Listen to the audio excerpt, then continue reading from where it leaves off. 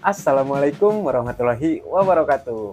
Balik lagi bersama saya di channel Royal Fish.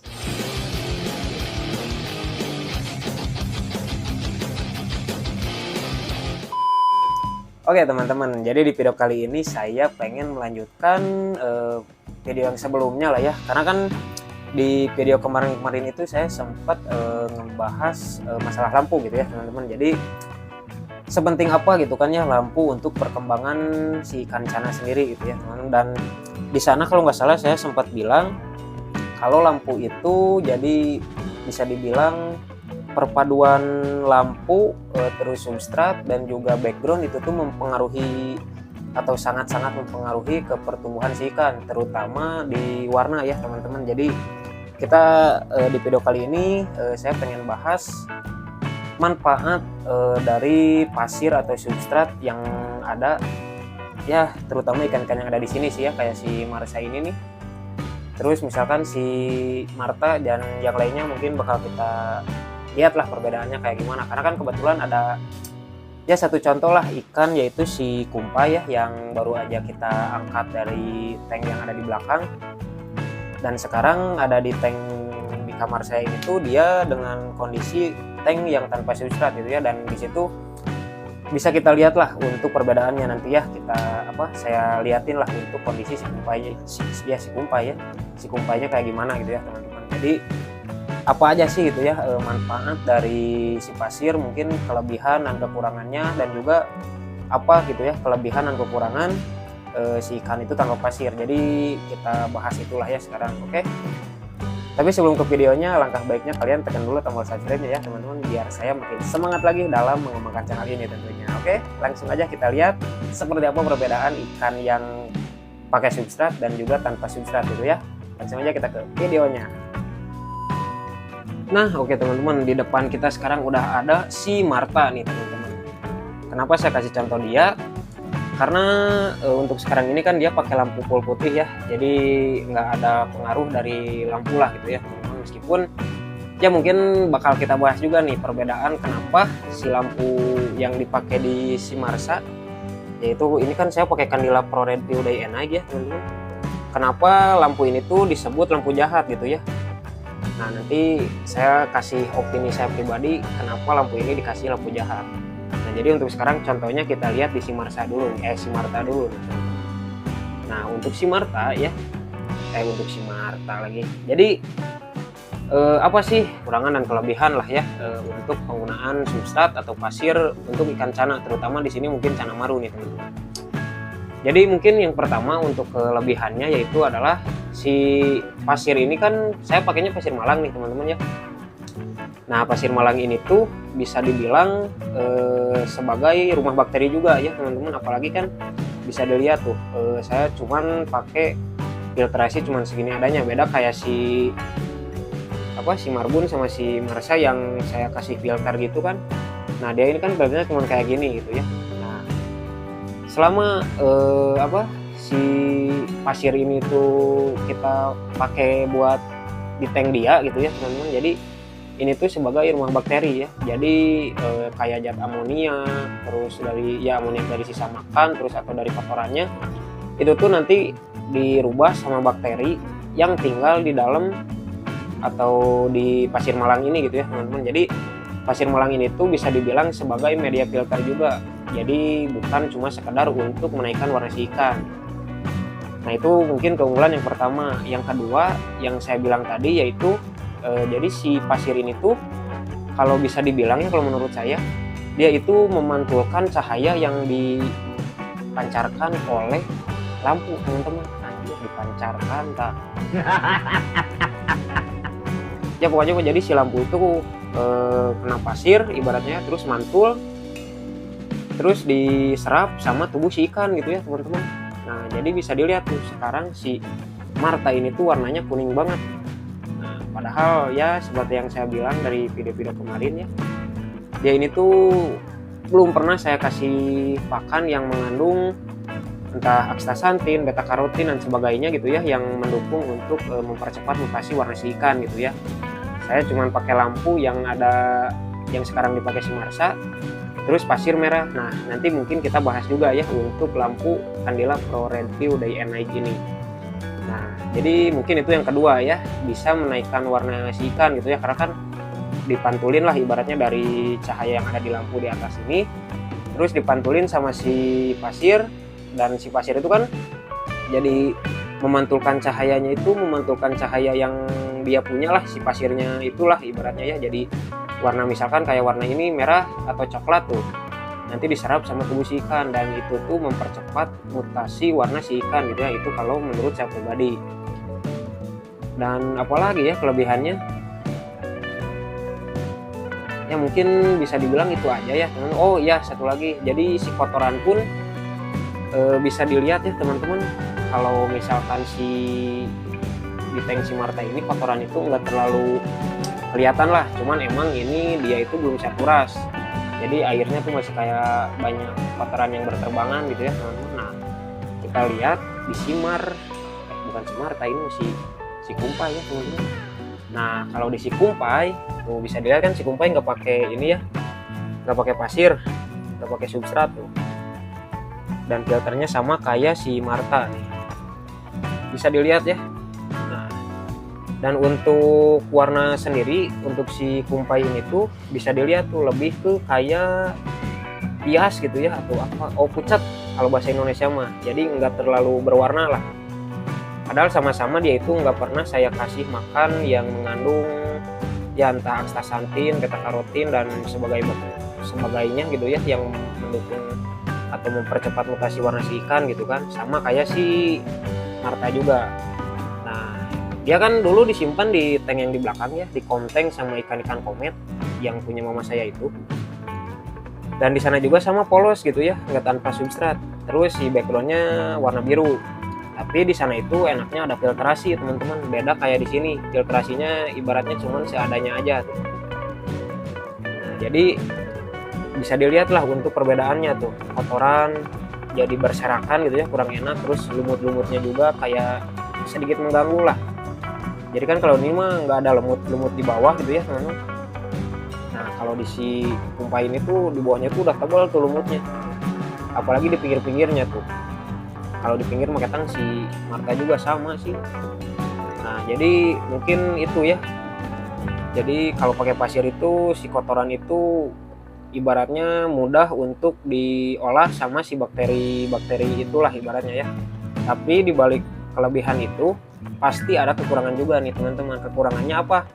Kalau pakai pasir di saat si ikan gatal ya teman-teman, apalagi kita taruhlah maru gitu ya. Nah, si pasirnya itu kalau misalkan kita pakai pasir kayak pasir Malang gini kan emang jarang ya yang halus, benar-benar halus gitu ya, pasti ada yang kasar-kasarnya gitu. Apalagi di ikan kecil kayak gini gitu ya, kalau dia gatal kan dia suka ngegesek ke pasir gitu ya si badannya. Nah, itu resikonya kalau di Cana Maru itu kadang kalau sampai si sisiknya ngelupas, takutnya kan si cabungnya itu ikut nggak ada gitu ya, ikut hilang juga takutnya gitu ya. Nah, jadi mungkin itu salah satu kekurangannya.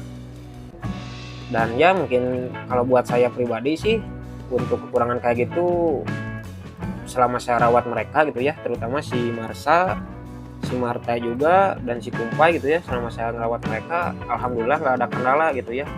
Tapi bisa aja kayak misalkan kalian mau pakai pasir apa yang lagi rame sekarang itu kayak red sun atau powder sun gitu ya, red bling yang segala macam itu. Nah, bisa aja gitu ya kalian pakai yang kayak gitu, karena pasir-pasir itu tuh lebih halus dibanding pasir Malang gitu ya. Tapi kalau buat saya pribadi pakai pasir-pasir kayak gitu kan kita nggak tahu ya, kayak red sun itu kan bahannya jadi bukan dari alam. Kita nggak tahu kalau misalkan si red sun itu bisa sebagai rumah bakteri baik juga enggak gitu kan ya, karena kan yang saya butuhin juga salah satunya itu gitu ya teman-teman. Makanya di sini saya tetap pakai pasir Malang merah, meskipun emang kelihatannya nggak warna merah nih ya teman-teman tuh, malah coklat.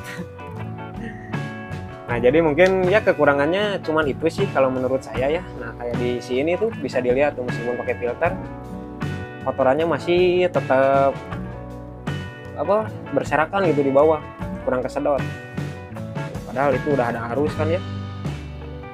Nah, mungkin ya kurang lebih kayak gitulah untuk kekurangan dan kelebihan dengan menggunakan substrat atau dengan pasir gitu ya. Nah, kita bahas sekarang yang tanpa pasir nih teman-teman. Jadi ya ibaratnya mah sebenarnya kebalikannya dari pakai pasir teman-teman. Bisa dilihat tuh sekarang kayak si kumpai aja ini warnanya nggak terlalu naik lah ibaratnya ya, jadi malah pucat gitu ya. Terus kotoran juga jadi kelihatan banget lah ibaratnya, kontras gitu ya, kelihatan kayak gini kan pada terbang tuh, jadi pada kesedot, diolah lah sama si bakteri-bakteri yang tinggal di pasir malang ini. Nah, cuman ini teh sekarang udah masuk adaan asar nih teman-teman, jadi kayaknya kita stop dulu, kita salat dulu, oke? Saksikan terus pokoknya ya teman-teman. Nah, tadi sampai mana ya teman-teman? Saya lupa lagi. Sekarang udah beres keadaannya. Jadi mungkin bisa dilihat lah ya untuk perbedaannya yang pakai pasir atau yang pakai substrat dan yang enggak nih teman-teman. Nah, ini si kumpai emang dari awal beli sempat sih pakai pasir juga gitu ya, dan emang warnanya kelihatan lebih naik pada saat saya kasih dia ini substrat gitu ya teman-teman. Tapi sebelumnya maaf ya untuk airnya ini pada keruh juga tuh, karena belum dikuras, baru ngurasin itu yang dua ini nih. Cuman nantilah kita lihat juga. Nah, jadi mungkin itu ya untuk perbedaannya. Tapi ada tapinya nih teman-teman, meskipun ibaratnya untuk warna dan juga apa ya, jadi warna dan ibaratnya si tank kayak yang kotor kayak gini tuh, meskipun kayak gini, kenapa saya terapin buat si kumpai ini tanpa substrat ini, karena ada alasannya tentunya ya teman-teman. Nah, untuk si kumpai ini kan seperti yang saya bilang, dia itu kan, atau teman-teman juga mungkin udah pada tahu ya, dia itu kan kemarin itu gigit ekor nih teman-teman. Jadi saya lagi nyoba nge-treatment dia atau ngerawat dia biar dia itu sembuh dari gigit ekornya. Dan yang saya coba itu sekarang menggunakan heater dan juga tanpa pasir ya teman-teman, atau tanpa substrat. Kenapa? Karena bukan tidak mungkin gitu ya ibaratnya, dibalik si substrat yang kelihatannya ibaratnya punya banyak manfaat ya kayak si pasir malang ini. Nah, ditakutkan itu di pasir malangnya itu ada bakteri-bakteri yang mengganggu ke kegigit ekornya lah ibaratnya ya. Atau bisa dibilang bikin si ikan itu jadi gatal, ekornya jadi gatal, dan alhasil dia jadi muter-muter gitu ya teman-teman. Mungkin itu untuk tapinya gitu ya, atau bisa dibilang kita kasih toleransi. Jadi nggak semua harus pakai substrat juga, tergantung ibaratnya situasi dan kondisi gitu ya teman-teman. Nah, jadi kemarin itu kan dia gigit ekor. Jadi dulu banget itu waktu awal saya ambil dia ini kan, ini saya dikasih sama teman saya ya teman-teman. Waktu saya ambil itu dia gigit ekor di sana.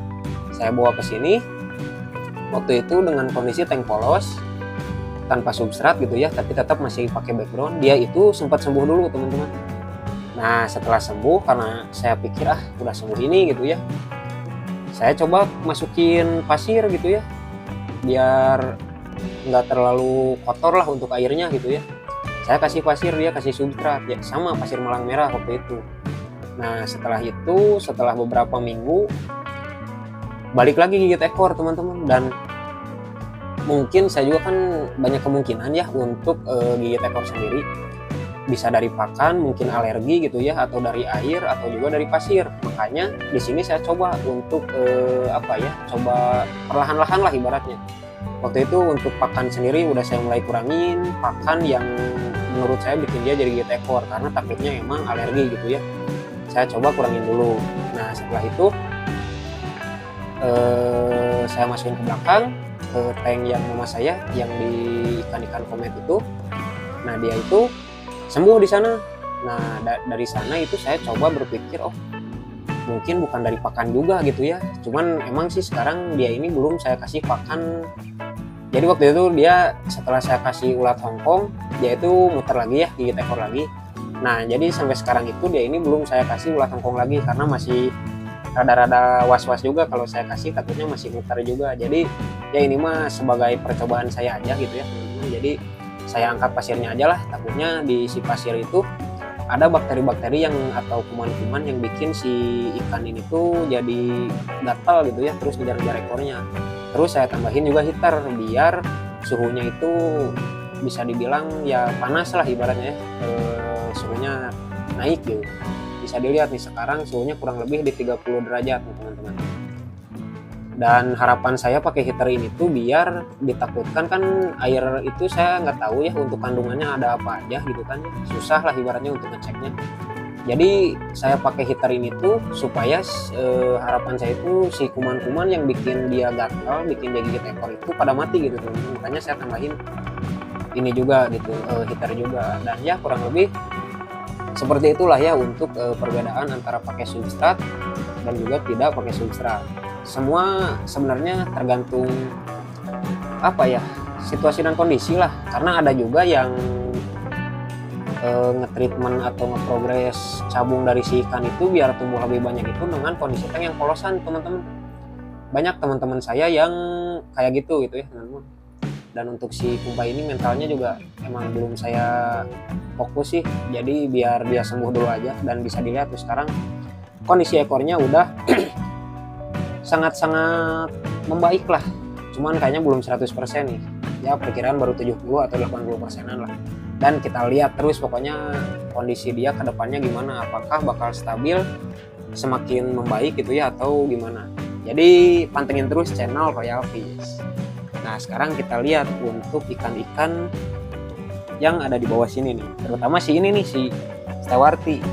Jadi mungkin kenapa ya konten ini tuh nyambung sama konten sebelumnya yang saya bahas tentang lampu gitu ya.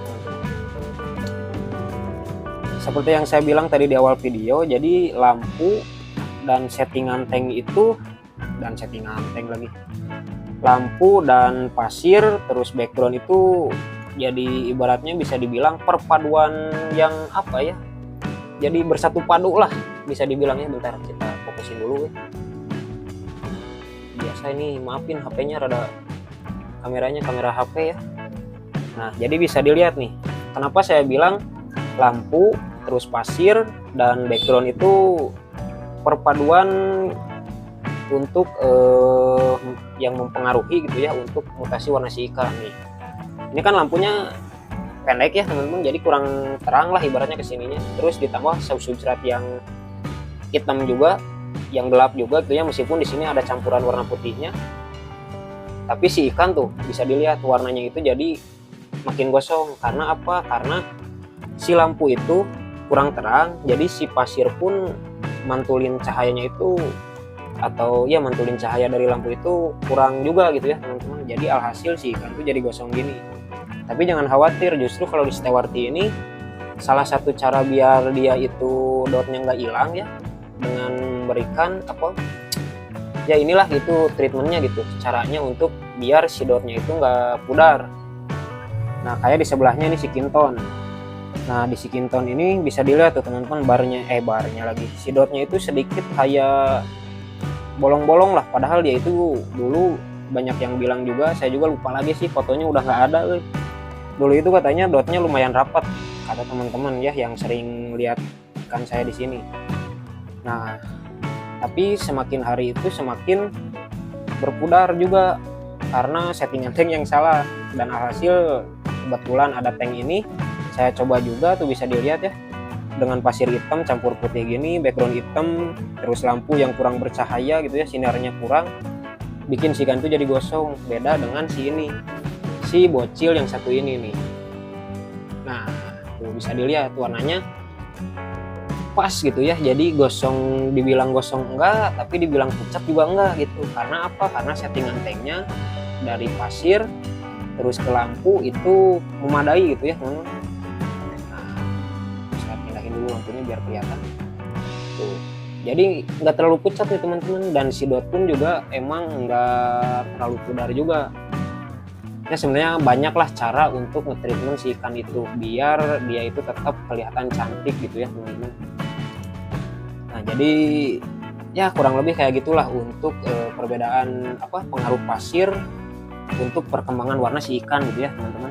Nah jadi kurang lebih seperti itu ya teman-teman untuk kelebihan dan kekurangan penggunaan substrat dan tanpa substrat gitu ya teman-teman. Jadi mungkin tadi kesimpulannya yang pertama, untuk penggunaan substrat itu jadi kayak pasir malang sebagai rumah bakteri pengurai gitu ya teman-teman. Jadi si sisa-sisa pakan atau kotoran si ikan itu diolah lagi sama zat pengurai lagi, sama bakteri pengurai, supaya jadi ibaratnya menghasilkan sesuatu yang lebih aman untuk si ikan gitu ya, atau menghasilkan zat yang lebih aman untuk si ikan. Nah, yang kedua mungkin untuk keunggulannya itu jadi bisa memantulkan sinar yang dikeluarkan sama si lampu gitu ya. Jadi si lampu itu kan memancarkan cahaya, memancarkan cahaya.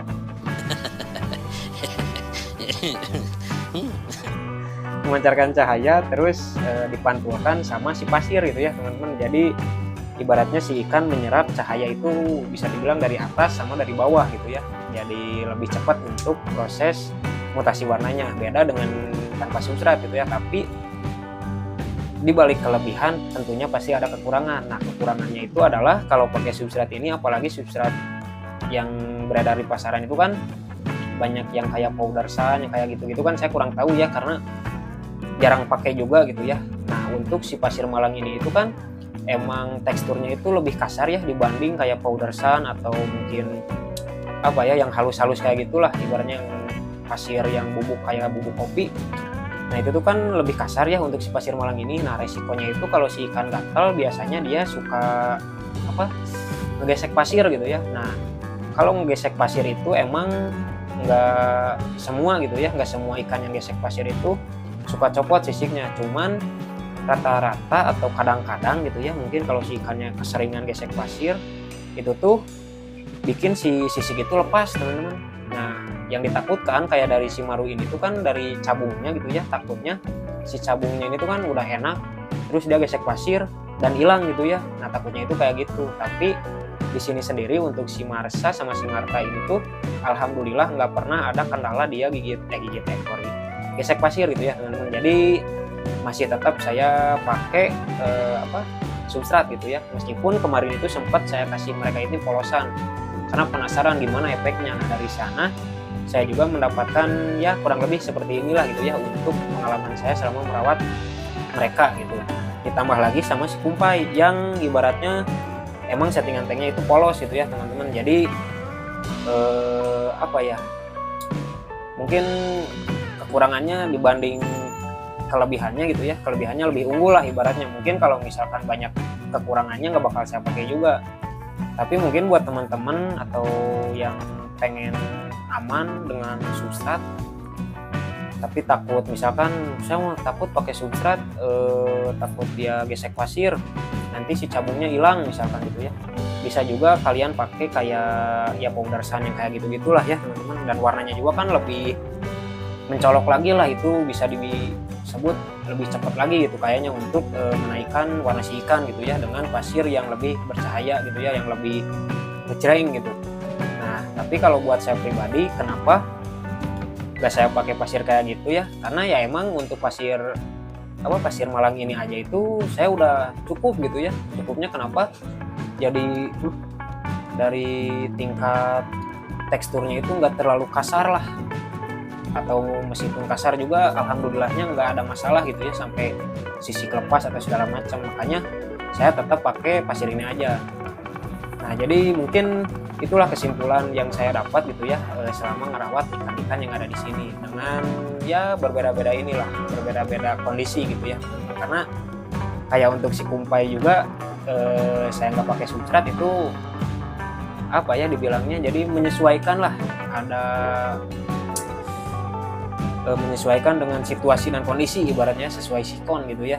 Karena kan si kumpai ini dia itu lagi sakit gitu ya, lagi dalam masa penyembuhan. Jadi saya coba polosin dia biar dia sembuh dulu. Nanti juga mungkin kedepannya kalau emang saya rasa udah fit 100% lah ibaratnya, baru saya tambah lagi pasir gitu ya, baru saya masukin lagi substrat biar warnanya juga nggak terlalu pucat gitu ya. Nah, jadi mungkin ya segitu dulu lah untuk video kali ini.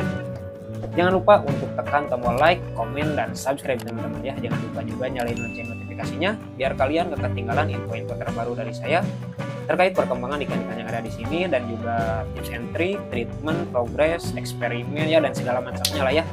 Pokoknya sampai jumpa di video selanjutnya. Assalamualaikum warahmatullahi wabarakatuh.